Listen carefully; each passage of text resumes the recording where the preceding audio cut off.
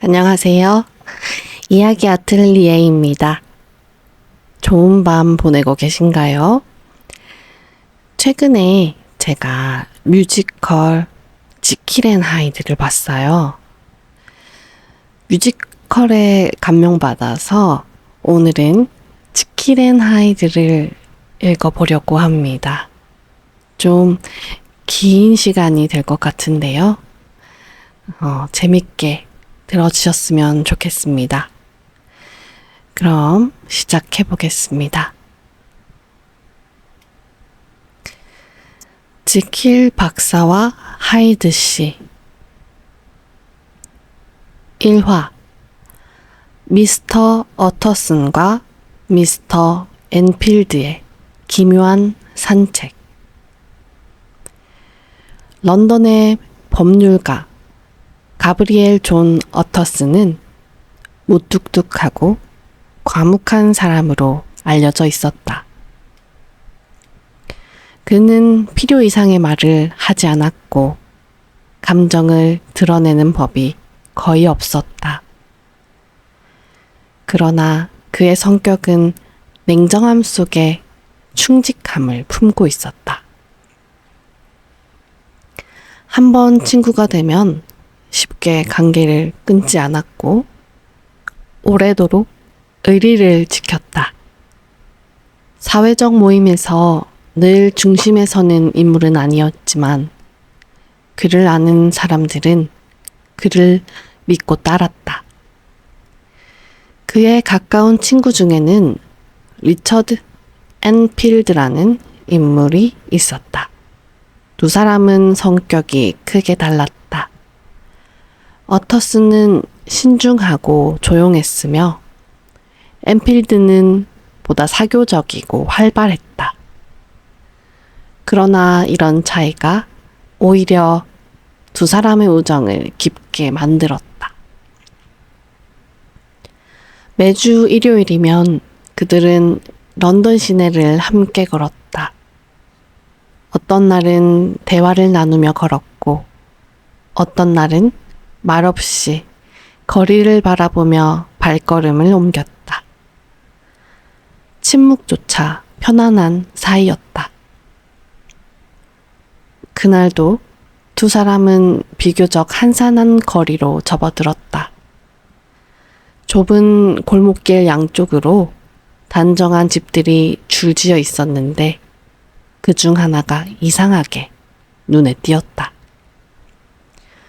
그 건물은 다른 집들과 달리 창문이 닫혀 있고 외벽은 얼룩지고 먼지가 두껍게 쌓여 있었다.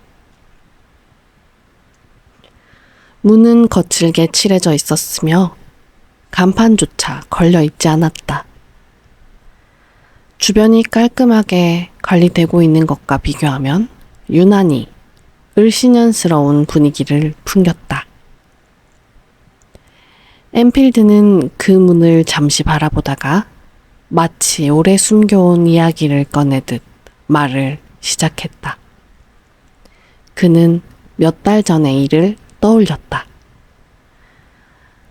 한겨울 새벽녘의 거리는 안개로 뒤덮여 있었다. 사람 그림자조차 드물었고 가로등 불빛이 희미하게 번지고 있었다. 그때 멀리서 한 남자가 걸어오고 있었다. 키가 작고 걸음걸이가 이상하게 뒤틀린 모습이었다. 동시에 맞은편에서 한 어린 소녀가 달려오고 있었는데 약을 가지러 심부름을 가는 듯 했다. 두 사람의 거리는 점점 좁아졌다. 그리고 그 순간 믿기 어려운 일이 벌어졌다. 그 남자가 소녀와 부딪히더니 마치 장애물을 밟듯 무심하게 발로 밟고는 그대로 걸음을 이어간 것이다. 소녀의 울음소리가 골목에 울려 퍼졌다. 주변에 있던 몇몇 사람들이 소리의 근원지를 향해 달려왔다. 엔필드 역시 서둘러 달려가 남자를 붙잡았다. 남자의 표정은 무표정에 가까웠다. 상황에 대해 변명도 사과도 하지 않았다. 오히려 그 눈빛에는 냉정함이 서려 있었다.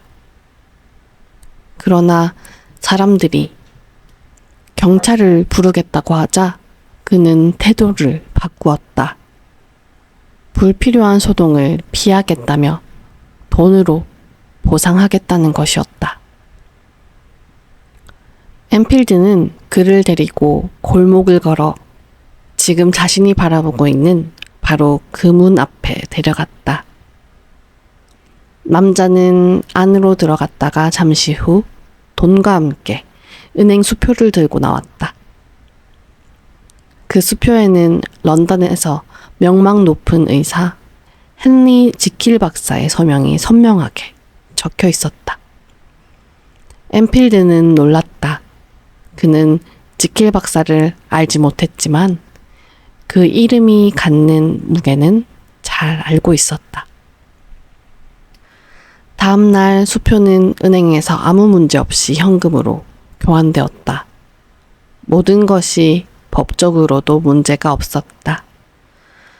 그러나 엔필드는 마음속 의문을 지을 수가 없었다. 왜 그 남자가 지킬 박사의 수표를 가지고 있었을까? 그리고 왜 그토록 불쾌한 인상을 주는 인물이 명망 있는 의사와 연관이 있는 걸까? 그 남자의 이름은 하이드였다. 엔필드는 그 얼굴을 절대 잊을 수 없다고 생각했다. 인간의 얼굴이면서도 어딘가 사람 같지 않은 기괴한 느낌을 주는 얼굴이었다.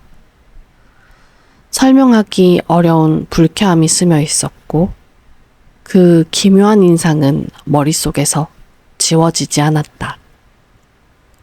어터스는 친구의 이야기를 조용히 들었다. 그는 헨리 지킬을 오래전부터 알고 있었다. 지킬은 존경받는 인물이며 도덕적으로 흠잡을 데 없는 사람이었다. 그러나 지금 들은 이야기는 그와 전혀 어울리지 않는 그림자를 들이우고 있었다. 골목의 낡은 문, 기괴한 남자 하이드, 그리고 지킬 박사. 이 셋 사이에는 분명 어떤 비밀이 숨겨져 있었다.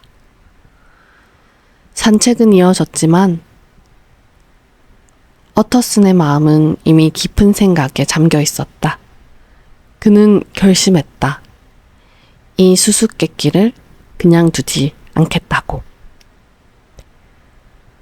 2화 어터슨 하이드의 정체를 찾아 나서다. 그날 저녁 어터슨은 서재로 돌아와 조용히 책상을 정리했다. 런던의 회색 하늘은 이미 어두워졌고 창문 밖으로 가로등 불빛이 번졌다. 그는 책장 한쪽에서 오래된 서류철을 꺼냈다. 그 안에는 수년간 작성한 유언장 사본과 계약서들이 가지런히 보관되어 있었다. 그중 한 장이 눈에 들어왔다.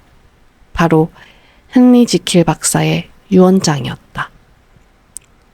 몇 달 전 지킬이 직접 가져와 자신의 변호사이자 친구인 어터슨에게 맡긴 문서였다. 그때도 어터슨은 내용이 이상하다고 느꼈다. 유언장은 지킬이 실종되거나 사망할 경우 전 재산을 에드워드 하이드라는 이름의 인물에게 남기도록 되어 있었다. 그때까지만 해도 그는 하이드라는 사람을 전혀 몰랐지만 이제 그 이름이 엔필드의 이야기와 무섭게 겹쳐지고 있었다. 유언장을 다시 읽는 동안 어터슨의 얼굴은 점점 굳어졌다. 변호사로서도 친구로서도 지킬이 왜 이런 결정을 했는지 이해할 수 없었다.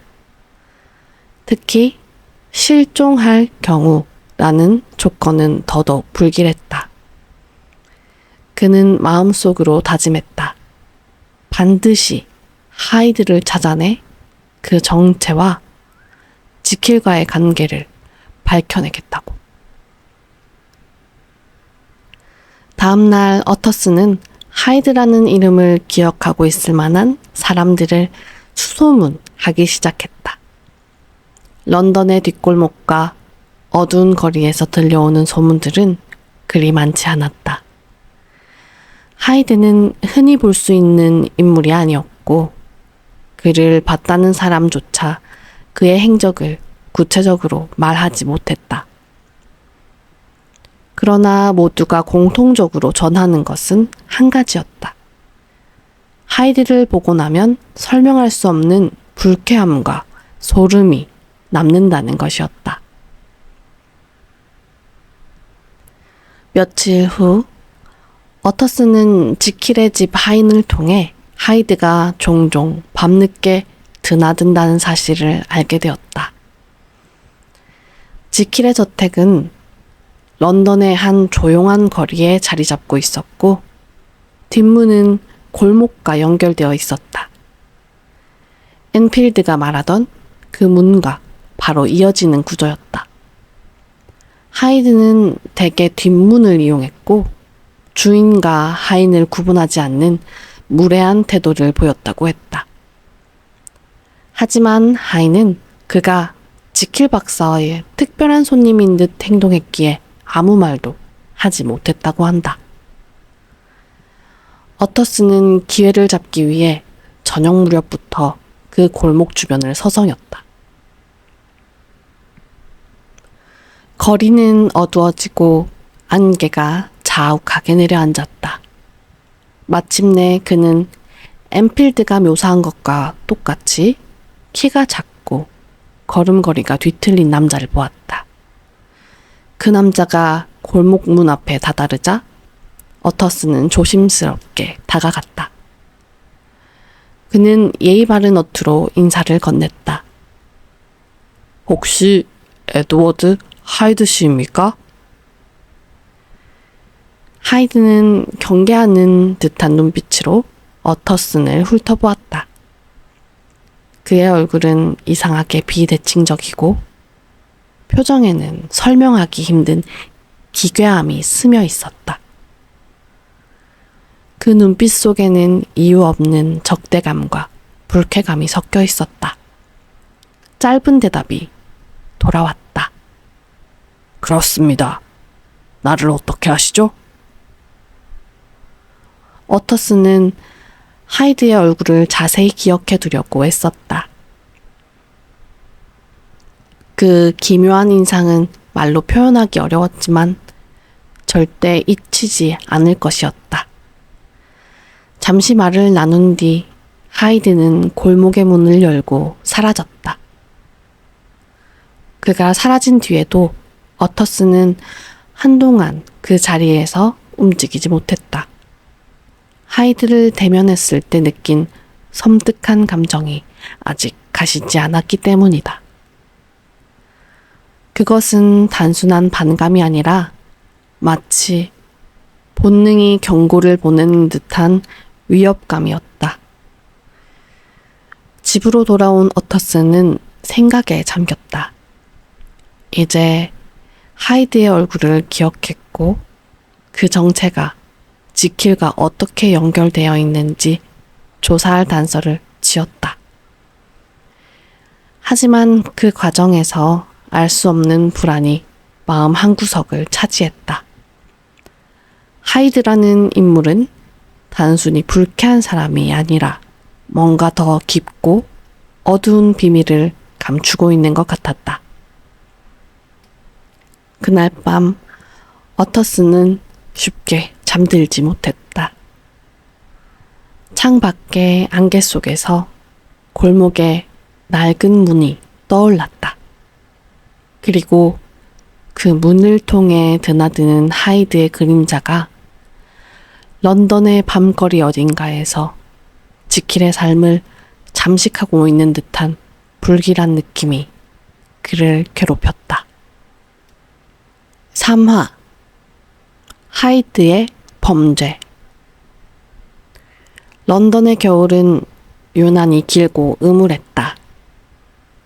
차가운 바람이 좁은 골목길을 휘돌며 불어오고 가로등 불빛은 짙은 안개 속에서 흐릿하게 번졌다.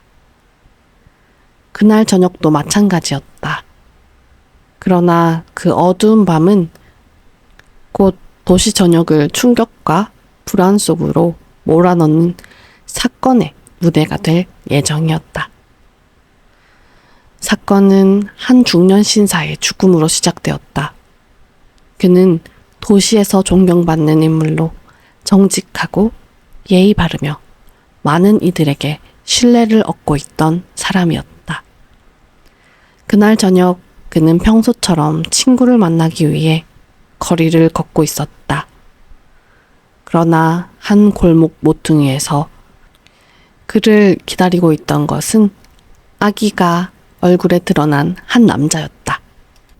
목격자들의 증언에 따르면 그 남자는 다름 아닌 에드워드 하이드였다.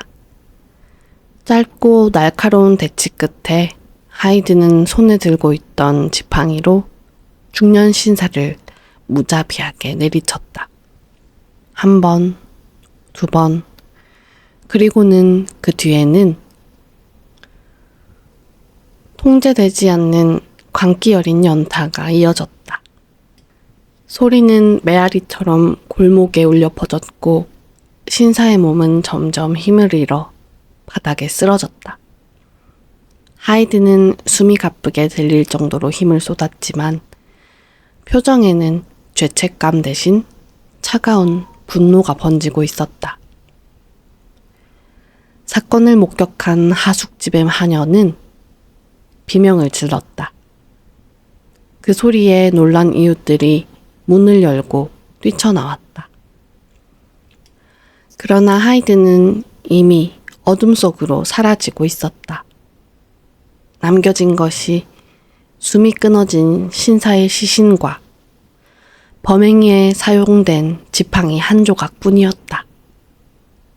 지팡이는 절반이 부러져 있었고 그 부러진 나머지 절반은 어터슨이 전에 지킬 박사에게 선물한 것이었다. 이 소식은 순식간에 퍼졌다.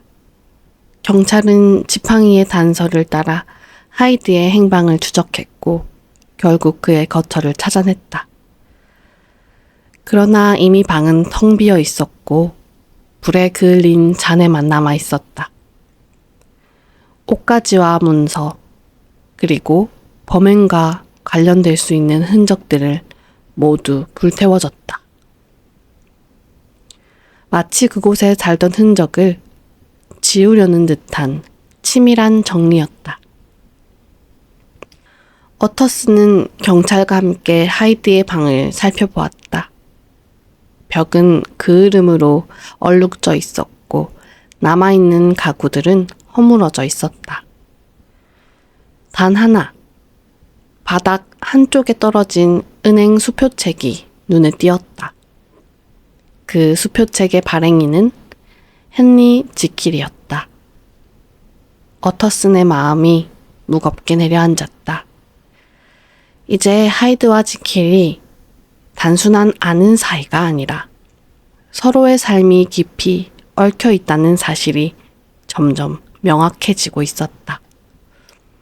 그날 저녁 어터슨은 지킬의 집을 찾았다. 저택은 여전히 정돈되어 있었고 하이는 예의 바르게 그를 맞이했다. 그러나 주인의 표정은 평소와 달랐다. 지킬은 창백했고 눈에는 깊은 피로와 불안이 드리워져 있었다. 그는 범행 소식에 놀란 듯 보였지만 하이드와의 관계를 부정하지 않았다. 다만 앞으로 하이드를 다시는 보지 않을 것이라고 단호하게 말했다. 그리고 어터슨에게 그 약속을 믿어달라고 간청했다. 며칠 동안 하이드의 소식은 들리지 않았다. 경찰도 그의 행방을 쫓았지만 마치 안개 속으로 사라진 사람처럼 흔적조차 찾을 수 없었다. 런던의 거리는 잠시나마 평온을 찾은 듯 보였다. 그러나 어터슨의 마음속 의문은 사라지지 않았다. 하이드가 완전히 사라졌다고 믿기에는 그의 그림자가 여전히 지킬의 삶 주위에 맴돌고 있는 것 같았다. 그리고 그 의문은 곧 또 다른 형태로 어터슨 앞에 모습을 드러내게 된다. 4화 지킬 박사의 변화. 하이드의 범행이 이루어진 후, 하이드의 범행 이후 런던의 거리는 다시 조용해진 듯 보였다. 그러나 어터슨의 마음속에는 여전히 불안이 가시지 않았다. 하이드가 자취를 감췄다는 사실은 안도감을 주었지만 그것이 단지 폭풍 전의 고요일 수 있다는 생각이 그를 놓아주지 않았다. 그동안 지킬 박사는 외부 활동을 줄이고 저택 안에서만 생활했다. 그의 하인은 주인의 기분이 날마다 변덕스럽다고 전했다. 어떤 날은 환한 미소로 하인들과 대화를 나누며 친절을 베풀었지만 또 어떤 날은 방 안에 틀어박혀 누구도 만나려 하지 않았다. 어터슨이 찾아갔을 때에도 지킬은 전보다 수척해진 얼굴로 그를 맞이했다. 그날 지킬은 어터슨에게 하이드와의 관계를 완전히 끊었다고 말했다. 그의 목소리에는 진심이 담긴 듯 보였고 표정은 결연했다. 그는 하이드라는 인물에 대해 더는 언급하지 않겠다고 했다. 대신 오랫동안 소원했던 친구들과의 관계를 회복하고 사회적 활동에도 서서히 나서겠다고 했다. 어터슨은 친구의 변화를 기쁘게 받아들였지만 마음 한구석에서는 여전히 의심이 사라지지 않았다. 몇 주가 지나면서 지킬의 모습은 점점 활기를 되찾는 듯했다. 그는 저녁 모임에 참석하고 손님들을 초대해 식사를 나누기도 했다. 웃음소리가 저택의 복도에 울려 퍼졌고 오랜만에 그 집은 따뜻한 분위기를 되찾았다. 어터슨은 이 모든 변화를 긍정적으로 보았다. 하이드라는 그림자가 완전히 사라진 것처럼 느껴졌다. 그러나 그 평온은 오래가지 않았다. 한겨울이 깊어가던 어느 날, 도시에는 또 다른 소문이 돌기 시작했다. 한 존경받는 의사가 심각한 충격을 받았다는 소식이었다. 그 의사는 레니언 박사. 어터슨과 지킬의 오랜 친구였다. 어터슨이 그를 찾아갔을 때 레니언의 모습은 그야말로 충격적이었다. 불과 몇 주 사이에 그는 늙어버린 듯했고 얼굴에는 깊은 주름과 불안이 깃들어 있었다. 레니언은 어터슨에게 아무것도 묻지 말아 달라고 단호하게 말했다. 그는 지킬과의 관계를 끝냈으며 다시는 그를 만나고 싶지 않다고 했다. 이유를 묻자 레니언의 눈에는 두려움이 비쳤다. 그는 단 한마디. 너무 끔찍해서 차마 말할 수 없다. 라고만 남기고 화제를 바꾸었다. 그 후로 레니언의 건강은 급격히 악화됐다. 불과 몇 주 뒤 그는 세상을 떠났다. 장례식이 끝난 후 어터스는 레니언이 남긴 봉투 하나를 받았다. 봉투에는 지킬 박사가 사망하거나 실종되기 전에는 개봉하지 말 것. 시라는 문구가 적혀 있었다. 어터스는 그 봉투를 서재 깊숙한 서랍에 넣었다. 호기심이 컸지만 친구의 마지막 부탁을 어길 수는 없었다. 이 무렵부터 지킬의 태도는 다시 변하기 시작했다. 그는 외부와의 접촉을 완전히 끊고 집안에서만 생활했다. 하인들에게도 방문을 열어주지 않았고 문틈으로 짧게 지시를 내리는 것이 전부였다. 저택의 불빛은 밤낮으로 켜져 있었지만 주인의 모습은 좀처럼 보이지 않았다. 심지어 친한 친구였던 어터슨의 방문조차 거절했다. 어터슨은 불길한 예감에 사로잡혔다. 지킬의 집은 겉보기에는 여전히 평온했지만 그 안에서 무언가 심각한 일이 벌어지고 있다는 확신이 들었다. 창문 너머로 잠깐 스친 지킬의 얼굴은 창백했고 눈에는 알 수 없는 공포와 절망이 뒤섞여 있었다. 그 눈빛은 마치 자신이 아닌 다른 존재에게서 도망치려는 듯했다.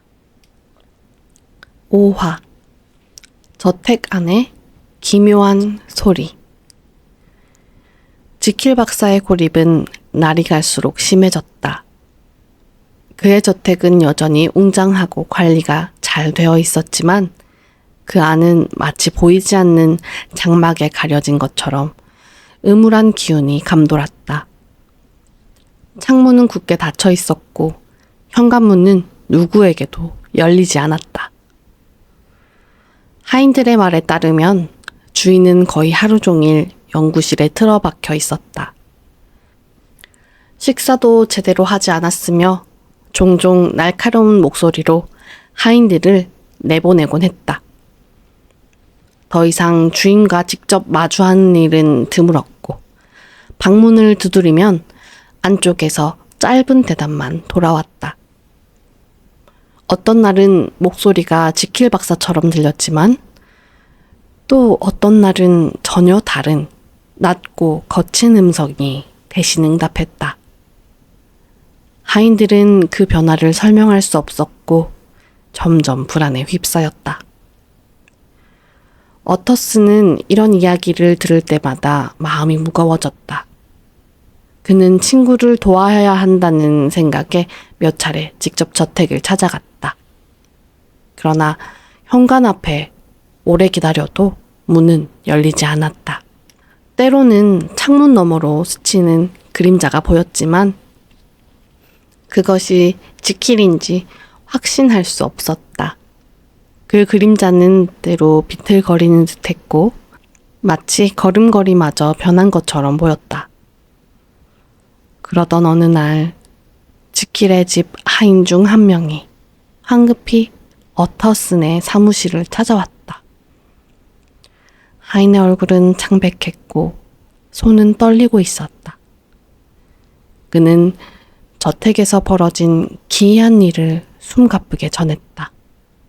며칠 전부터 주인의 방에서 알 수 없는 소리가 들렸는데 마치 두 사람이 다투는 것 같은 목소리였다고 했다. 하나는 지킬의 목소리였고 다른 하나는 낮고 거친 음성이었다. 대화는 격해졌고 곧 비명과 같은 소리로 바뀌었다. 하인은 문을 열어보려고 했지만 안에서는 자물쇠가 걸려 있었다. 그리고 며칠째 방 안에서 들려오는 목소리는 오직 그 거친 음성뿐이었다. 지킬 박사의 목소리는 더 이상 들리지 않았다. 대신 그 거친 음성의 주인은 하인들에게 무언가를 심부름시키며 약품과 실험 도구를 가져오겠다. 하인은 두려움에 떨면서도 지시를 따를 수밖에 없었다. 어터스는 이 이야기를 듣자마자 저택으로 향했다. 도착했을 때 저택은 고요했지만 공기는 무겁고 긴장감이 감돌았다. 그는 현관을 지나 복도를 걸어 연구실 앞에 섰다. 문은 굳게 잠겨 있었고 안에서는 발걸음과 금속 부딪히는 소리가 들려왔다. 그는 문틈으로 지킬을 불렀다. 지킬, 나네. 문을 열게. 잠시 침묵이 흐르더니 안쪽에서 낮고 거친 목소리가 대답했다. 지금은 안 된다. 돌아가라. 그것은 지킬의 것이 아니었다. 어터스는 차가운 소름이 등줄기를 타고 흐르는 것을 느꼈다. 그는 다시 한번 친구의 이름을 불렀지만 안에서는 무겁고 단호한 침묵만이 이어졌다. 그날 이후 저택에서는 더 이상 지킬 박사의 목소리가 들리지 않았다. 대신 하이드로 추정되는 자의 거친 명령이 간헐적으로 들렸다. 그는 하인들에게 약병, 화학물질, 그리고 이상한 유리기구들을 가져오라고 했다. 때로는 한밤중에 심부름을 시키기도 했다. 하인들은 점점 지쳐갔고 저택 안의 공포는 나날이 커져만 갔다. 어터스는 사태가 심상치 않다고 판단했다. 그는 하인들과 함께 저택 안으로 들어가기로 결심했다. 그러나 안쪽에서 무슨 일이 벌어지고 있는지 모르는 상황에서 그 문을 강제로 열어젖히는 일은 쉽지 않았다. 그곳에는 단순한 범죄 이상의 설명할 수 없는 무언가가 도사리고 있다는 예감이 그를 올감했다. 어느 날 밤, 어터스는 서재에서 한참 동안 잠들지 못했다. 창밖에는 안개가 내려앉아 거리를 삼키고 있었고 멀리서 종소리가 울려 퍼졌다. 그는 책상 위에 놓인 레니온 박사의 봉투를 바라보았다. 봉투 안에는 아마도 지금의 상황을 풀어줄 단서가 들어있을 것이다. 하지만 조건은 분명했다. 지킬이 사망하거나 실종되기 전에는 개봉해서는 안 된다. 그 약속을 어길 수는 없었다. 그러나 어터스는 점점 확신했다. 곧 그 조건이 충족되는 날이 오리라는 것을. 6화 잠긴 문 너머의 진실. 며칠째 이어진 불안은 결국 행동으로 이어졌다. 어터스는 더 이상 기다릴 수 없다고 판단했다. 저택의 하인들도 같은 생각이었다. 주인의 목소리는 들리지 않았고 문 너머에서는 알 수 없는 움직임과 기이한 소리가 간헐적으로 들려왔다. 때로는 무거운 물건이 떨어지는 둔탁한 소리가, 때로는 누군가의 흐느낌 같은 소리가 섞여 나왔다. 어터스는 하인들을 모아 거실에 서게 했다.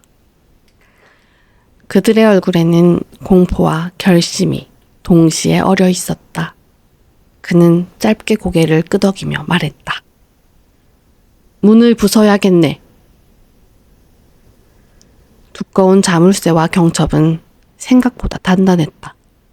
몇 차례의 시도 끝에 마침내 자물쇠가 부서지고 문이 열렸다. 그 순간 내부에서 흘러나온 공기는 무겁고 매캐했다. 방은 어수선했고 책상 위와 바닥에는 약병과 유리기구, 뒤엉킨 종이들이 흩어져 있었다. 창문은 두껍게 가려져 있어 외부의 빛이 거의 들어오지 않았다. 방 한가운데 작은 인물이 바닥에 쓰러져 있었다. 그는 지킬이 아니었다. 키가 작고 왜곡된 체형을 가진 바로 하이드였다. 그러나 그는 이미 숨이 끊겨 있었다. 얼굴은 고통에 일그러져 있었고 손에는 빈 약병이 꼭 쥐어져 있었다. 방 안에는 독한 화학 냄새가 가득했다.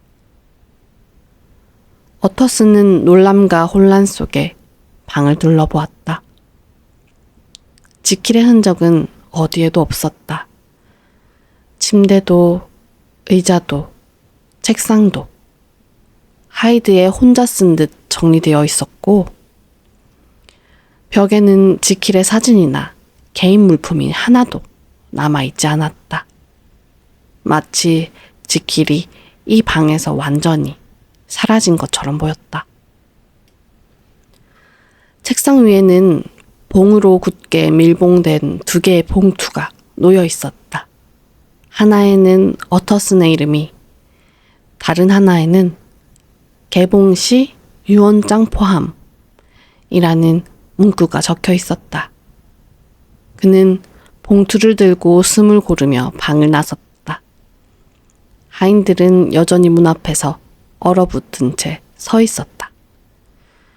그들 모두 지킬이 어디로 갔는지, 왜 하이드만 남아 있었는지 알 수 없었다.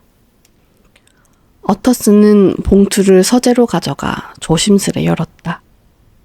첫 번째 봉투 안에는 짧은 편지가 들어있었다.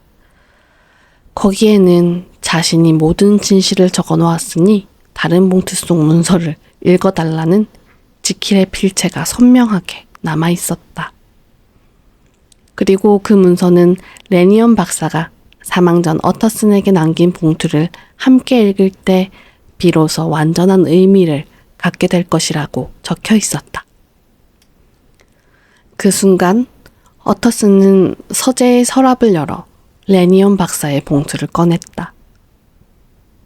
2 봉투를 나란히 책상 위에 올려두자 묘한 긴장감이 방 안에 감돌았다. 이 문서들을 읽으면 그동안 그를 괴롭혀온 모든 의문이 풀릴 것이다. 하지만 동시에 그가 알고 있던 헨리 지킬이라는 인물에 대한 마지막 믿음이 무너질지도 모른다는 예감이 스쳤다. 그는 깊게 숨을 들이마시고 레니엄 박사의 편지를 먼저 펼쳤다. 7화 레니엄 박사의 증언.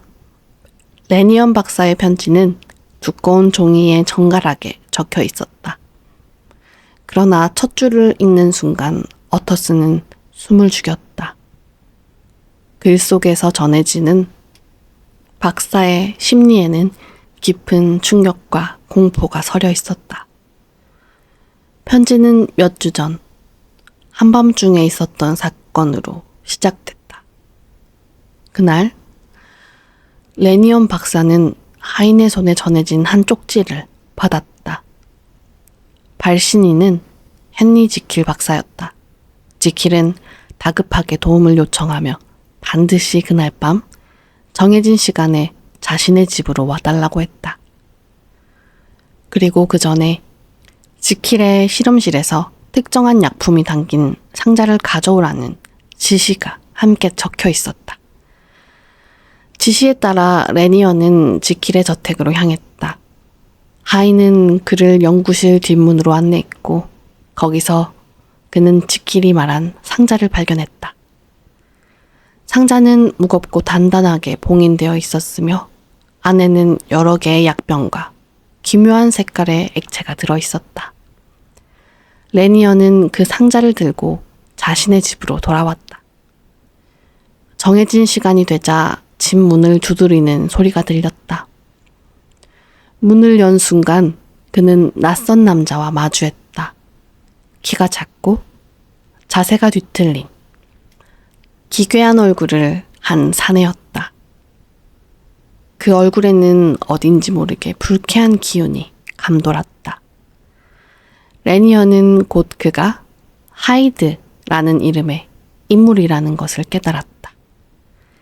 하이드는 들어서자마자 상자의 봉인을 풀었다. 그는 안에 든 약병과 가루를 능숙하게 섞기 시작했다. 액체는 서서히 보랏빛에서 짙은 녹색으로 변했고 거품이 일었다. 방 안에는 화학적이고도 날카로운 냄새가 퍼졌다. 레니언은 그 과정을 숨지기며 지켜봤다. 마침내 하이드는 완성된 액체를 잔에 따랐다. 그는 레니언을 똑바로 바라보며 말했다. 박사님, 이제 보실 수 있습니다. 이 광경을 보고도 살아남는다면 당신은 결코 이전과 같은 사람이 될 수 없을 겁니다. 그 말과 함께 하이드는 액체를 단숨에 들이켰다. 잠시 후 그의 몸이 격렬하게 떨리기 시작했다. 얼굴이 변형되고 몸의 윤곽이 서서히 달라졌다. 키가 커지고 자세가 곧게 퍼졌다. 목소리와 표정, 그리고 모든 외형이 변했다. 그리고 레니언이 눈앞에 목격한 것은 더 이상 하이드가 아닌 헨리 지킬 박사였다. 그 순간 레니언의 혈관을 타고 공포가 번졌다. 그는 평생 의학을 연구했지만 지금 본 변화를 설명할 수 있는 과학적 지식은 존재하지 않았다. 눈앞의 현상은 그 어떤 합리적 근거로도 해석할 수 없는 것이었다. 지킬은 변신이 끝난 뒤 평온한 목소리로 레니언에게 자신의 비밀을 털어놓았다. 그는 오랫동안 인간의 본성과 도덕성, 그리고 그 안에 숨어있는 선과 악에 대해 연구해왔다고 했다. 그리고 마침내 그 두 면을 분리할 수 있는 방법을 발견했다. 약물을 통해 그는 선한 지킬과 악한 하이드라는 두 인격을 오가게 된 것이었다. 하지만 지킬의 설명은 레니언의 두려움을 조금도 덜어주지 못했다. 오히려 그의 눈에는 지킬의 실험이 끔찍한 위험을 품고 있다는 확신이 강해졌다. 그는 이 비밀을 품은 채 살아갈 수 없을 것 같았다. 공포는 점점 그의 몸과 마음을 잠식했고 결국 그를 병들게 했다. 편지는 마지막 문장에서 이렇게 끝났다. 이 모든 것을 목격한 날 이후로 나는 죽음을 기다리고 있었다. 헨리 지킬은 내 친구였지만 내가 본 것은 인간이 결코 넘어서서는 안 될 경계였다. 어터스는 편지를 내려놓고 한동안 움직이지 못했다. 방 안은 고요했지만 그의 머릿속에서는 레니언이 묘사한 장면이 생생하게 떠올랐다. 하이드와 지킬이 같은 인물이라는 사실, 그리고 그것이 단순한 비유가 아니라 물리적 변신이라는 사실은 그의 모든 상식을 무너뜨렸다. 책상 위에는 이제 지킬의 고백문만이 남아있었다. 어터스는 그것을 천천히 집어들었다. 이 문서 속에는 지킬 스스로가 밝히는 진실이 담겨 있을 것이다. 8화 지킬 박사의 고백. 나는 오래전부터 한 가지 집착을 품고 살았다. 인간의 마음 안에는 서로 상반된 두 흐름, 즉 덕성과 충동이 공존한다는 사실이다. 우리는 서로 다른 욕망을 한 몸에 지니고 있으나 사회는 오직 한 얼굴만을 요구한다. 나는 그 모순이 인간을 병들게 한다고 믿었다. 그래서 마음속 두 흐름을 분리해 각기 다른 존재로 살 수 있다면 어떤 일이 벌어질지 알고 싶었다. 이 생각은 처음에는 철학이었다. 그러나 차츰 실험으로 바뀌었다. 나는 약물을 조합하고 반응을 기록하고 다시 조정했다. 실패는 잦았고 며칠씩 잠들지 못하는 밤이 이어졌다. 마침내 내가 만들고자 한 반응에 도달했다. 약물이 혈관을 따라 번질 때 생기는 불꽃 같은 통증. 피부 아래서 뼈와 근육이 재배열되는 느낌. 심장의 박동이 낯선 리듬으로 변하는 순간 나는 새로운 사람으로 깨어났다. 거울 속 첫 모습은 충격이었다. 한 사람의 몸이었지만 윤곽은 변했고 표정은 달랐다. 그 얼굴에는 오랜 자기 검열이 지워져 있었다. 여태껏 내면에 축적된 욕망과 불복종이 표면으로 솟아오른 듯한 모습이었다. 나는 그에게 이름을 주었다. 에드워드 하이드. 그는 내 안의 어두운 부분, 나 자신이면서도 내가 아닌 존재였다. 처음에는 그 자유가 달콤했다. 하이드는 아무런 부담 없이 거리를 걸었고 내 이름으로는 발을 들일 수 없는 장소에서 밤을 보냈다. 나 헨리 지킬은 낮의 얼굴로 명성과 평판을 지켰다. 두 삶은 완벽하게 분리되어 있었다. 저녁이면 약을 마시고 하이드가 되었고 아침이면 다시 지킬로 돌아왔다. 하인의 눈에도 친구들의 눈에도 변화는 들키지 않았다. 단지 나는 조금 피곤해 보였을 뿐이었다. 그러나 자유는 곧 무책임과 결합한다. 하이드는 죄책을 모른다. 그는 타인의 고통을 자신과 상관없는 일로 여긴다. 어느 새벽 안개 낀 거리에서 하이드는 한 소녀를 쓰러뜨리고도 멈추지 않았다. 그 사건은 내게 경고였다. 나는 서둘러 지킬로 돌아와 수습했고 돈으로 분노를 막았다. 그때부터 나는 약병을 더 멀리 숨겼지만 손은 다시 그곳으로 향하고 말았다. 변신은 습관이 되었고 습관은 의지보다 강력했다. 결정적인 순간이 있었다. 어느 겨울날 나는 변신을 하지 않은 채 낮의 복장으로 거리를 걷고 있었다. 그런데 아무런 약물도 없이 예고도 없이 눈앞의 풍경이 갑자기 기울었다. 팔과 다리의 길이가 달라지고 코끝이 땅에 가까워지는 느낌이 밀려왔다. 나는 순식간에 하이드가 되었다. 약물 없이도 변화가 시작된 것이었다. 나의 균형은 이미 기울고 있었고 저울추는 어두운 쪽으로 떨어지고 있었다. 그날 이후 나는 공포 속에서 살았다. 직무 중에도 손님을 맞는 자리에서도 거울 속에 하이드의 그림자가 어른거렸다. 그리고 마침내 끔찍한 일이 일어났다.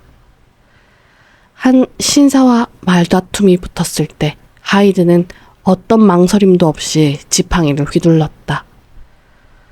그것은 분노라기보다 충동 자체였다. 그날 밤의 피비린내와 골목의 침묵을 나는 잊을 수 없다. 어둠은 내 편이었지만 양심은 내 몸 안에서 피를 흘렸다. 나는 모든 것을 끊겠다고 결심했다. 실험실을 치우고 약병을 감추고 일상을 복구하려 했다. 실제로 몇 주 동안 나는 안정되어 보였다. 친구들과 식탁을 나누었고 병자들을 돌보았고 예의와 품위로 하루를 채웠다. 하지만 돌이킬 수 없는 균열은 이미 생겨 있었다. 밤이 깊어질수록 하이드의 속삭임이 커졌다. 그는 문틈으로 창문 그림자로 내 심장의 박동 사이로 스며들어 자신의 이름을 불렀다. 나는 마지막 기대를 품고 약물을 다시 만들려 했다. 그러나 처음 만들었을 때와 똑같은 반응이 나오지 않았다. 실험은 줄곧 실패했다. 원인을 찾는데 오래 걸리지는 않았다. 처음에 사용한 염 속에 불순물이 핵심이었다. 그 예기치 못한 불순물이 변신을 가능케 한 촉발제였으며 이제 같은 성분을 어디에서도 구할 수 없었다. 새로운 염으로는 약이 제대로 작동하지 않았다. 나는 점점 더 하이드의 모습으로 오래 머물렀고 지킬로 돌아오는 시간은 줄어들었다. 절망 속에서 나는 레니언을 찾았다. 그에게 상자를 가져오라 부탁했고 마지막 남은 약의 조합을 다시 시연했다. 그의 눈앞에서 내가 하이드에서 지킬로 돌아왔을 때 그의 영혼은 충격으로 흔들렸다. 나는 그를 이해한다. 그가 본 것은 단지 변신이 아니라 인간이라는 개념 자체의 붕괴였으니 그날 이후 그의 건강이 급격히 악화된 것에는 내 죄가 있다. 내 실험이 친구의 생명을 갉아먹었다. 그 후로 모든 것이 무너졌다. 하이드는 차지할 수 있는 모든 시간을 차지하려 들었다. 나는 의자에 앉아 편지를 쓰다가도 펜촉을 놓쳤고 깨어보면 바닥에 하이드의 손이 있었다. 나는 하인을 두려워했다. 그들이 들을 내 목소리, 그들이 볼 내 얼굴이 내가 아닐까봐 두려웠다. 나는 방을 잠갔고 문틈으로만 지시했다. 그때 들린 낯선 음성. 그것은 낯선 이의 것이 아니라 이미 나의 또 다른 성대에서 태어난 음성이었다. 끝을 준비해야 한다는 사실을 인정하는데 오랜 시간이 걸렸다. 나는 유언장을 새로 썼다. 재산에 대한 조항을 바꾸었고 내 실험 기록을 정리했다. 어터슨에게 보내는 편지와 후세에 남길 고백문을 봉했다. 이 글이 누군가의 손에 들릴 무렵 나는 아마 지킬도 하이드도 아닌 채 어딘가로 흐려져 있을 것이다. 나의 잘못은 호기심이 아니었다. 호기심은 학문의 첫걸음이다. 나의 잘못은 경계의 경멸이었다. 인간의 품위가 세운 울타리를 나는 그저 관습이라 여겼고 넘어서도 된다고 믿었다. 약물이 무너뜨린 것은 성과 악의 경계만이 아니었다. 책임과 결과의 경계, 자기 절제와 방종의 경계도 함께 무너졌다. 하이드는 나 아닌 누구도 아니다. 그가 벌인 모든 악행은 내 죄이기도 하다. 이제 마지막 잔을 앞에 둔다. 염이 더 이상 같은 반응을 내주지 않는다. 나는 여기서 멈출 것이다. 내가 사라져야만 어쩌면 소동이 끝날지 모른다. 만약 약이 마지막으로 작동해 나를 지킬로 되돌린다면 그 짧은 순간에 이 문서를 완성하고 봉인하겠다. 그리고 하이드가 된다면 그때는 끝내야 한다. 그가 영원히 이 몸을 장악하도록 두지는 않겠다. 나는 스스로를 변명하지 않는다.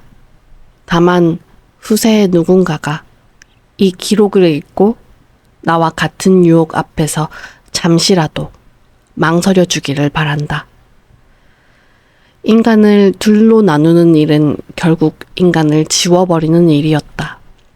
나 헨리 지킬은 스스로의 실험에 실패했고 나로부터 태어난 하이드는 그 실패의 증거로 남았다.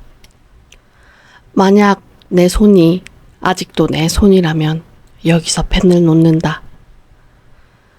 종을 울리는 소리가 멀리서 들린다. 발자국이 복도를 지난다. 문 손잡이가 미세하게 움직인다. 어둠은 문틈보다 얇고 욕망은 숨보다 가볍다. 나는 이제 문장은 여기서 끊겼다. 글씨는 끝으로 갈수록 흔들렸고 마지막 줄은 잉크가 번져 의미를 잃었다. 어터스는 조용히 종이를 접었다. 방 안의 공기가 무겁게 내려앉았다. 그는 이제 모든 것을 이해했다. 지킬은 자신의 의지로 끝을 선택했거나 혹은 더 이상 선택할 수 없게 되었거나 어느 쪽이든 이 집의 비밀은 오늘로 막을 내렸다. 그는 고개를 들어 창문을 보았다. 새벽의 빛이 가늘게 책상 위로 스며들고 있었다. 바깥의 런던은 어느 때처럼 하루를 시작할 것이다. 그러나 이 방을 거쳐간 한 인간의 두 삶은 더 이상 다시 시작되지 않는다. 9화 마지막 장과 여운. 새벽의 공기는 차갑고 맑았다. 어터스는 서류를 가방에 넣고 지킬의 저택문을 천천히 닫았다. 오랜 경첩이 낮게 울리며 무거운 소리가 골목에 번졌다. 집안의 불빛은 이미 꺼져 있었고 창문은 어둠 속에 잠겨 있었다. 마치 그 안에 벌어진 모든 일이 더 이상 세상과 연결되지 않는 듯했다. 그는 한 걸음 떨어져 저택을 바라보았다. 겉모습은 변함없었다. 견고한 벽, 단정한 지붕, 잘 관리된 외관. 그러나 어터스는 알았다. 그 벽 뒤에는 이제 주인이 없다는 것을. 지킬 박사는 더 이상 그곳에 살지 않는다. 하이드도 없다. 단지 한 인간의 삶이 두 갈래로 갈라졌다가 다시 한 곳에서 끝난 빈자리만이 남았다. 거리에는 안개가 서서히 걷히고 있었다. 신문을 배달하는 소년이 골목 모퉁이를 돌았고 우유 배달부가 여느 날처럼 문 앞에 병을 놓았다. 런던은 변함없이 하루를 시작했다. 하지만 어터슨의 마음 속에서는 깊은 그림자가 남아 있었다. 그는 지킬의 편지와 레니언의 기록을 생각했다. 두 사람은 서로 다른 방식으로 진실을 마주했지만 모두 그 무게를 견디지 못했다. 그날 오후 어터슨은 사무실에 앉아 서류를 정리했다. 지킬이 남긴 유언장은 법적 효력을 잃었지만 그는 그것을 폐기하지 않았다. 대신 봉투에 넣어 서랍 깊숙이 보관했다. 그것은 법률 문서가 아니라 한 인간이 스스로에게 내린 최종 판결문이었기 때문이다. 그는 창밖을 바라보며 지킬과 함께했던 순간들을 떠올렸다. 의사로서 환자를 돌보던 모습, 친구들과 웃음을 나누던 저녁, 학문에 몰두하던 밤, 그리고 그 모든 순간 속에 숨어있던 작은 그림자. 하이드는 어느 날 갑자기 나타난 것이 아니었다. 그는 오래전부터 지킬의 안에 있었고 그 틈을 파고들어 자라난 것이었다.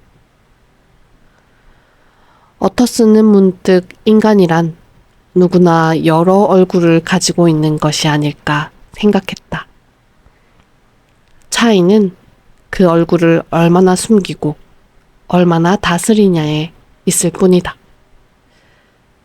지킬은 그 경계를 과학으로 넘어서려고 했고 그 결과는 비극이었다. 그러나 그 비극은 전혀 남의 일이 아니라는 사실이 어터슨의 가슴을 무겁게 했다. 저녁 무렵 그는 저택 앞을 다시 지났다. 대문은 잠겨 있었고 창문은 여전히 어두웠다. 바람이 불어 낙엽이 문 앞에 쌓였다. 어터슨은 잠시 멈춰섰다. 친구의 이름을 마음속으로 조용히 불렀다. 헨리 지킬.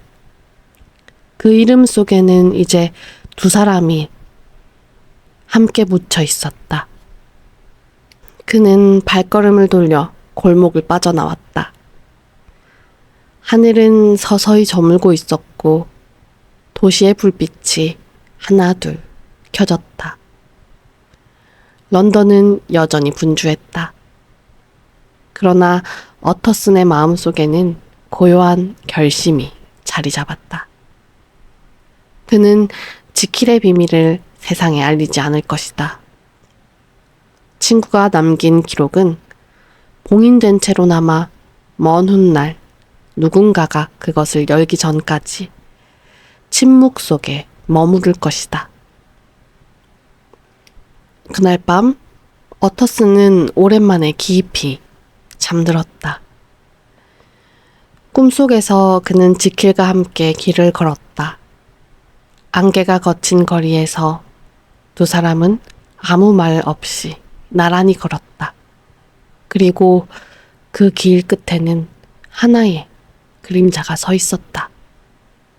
그것은 하이드였는지 혹은 지킬의 뒷모습이었는지는 알 수 없었다. 다만 그 그림자는 서서히 빛 속으로 사라져갔다. 이렇게 지킬과 하이드의 이야기는 끝이 났다. 그러나 그 이야기가 남긴 질문은 여전히 남아 있었다. 인간의 선과 악은 나뉠 수 있는 것인가? 아니면 서로 얽혀 한 사람을 이루는 불가분인 것인가? 어터슨은 대답을 찾지 못했지만 어쩌면 그 답을 찾는 것이 아니라 살아가며 지켜야 하는 것인지도 몰랐다. 그는 다시 눈을 감았다. 그리고 마음속에서 마지막으로 친구의 이름을 불렀다. 헨리 지킬. 오늘 이야기 지킬 박사와 하이드는 여기까지입니다. 재미있게 들으셨나요?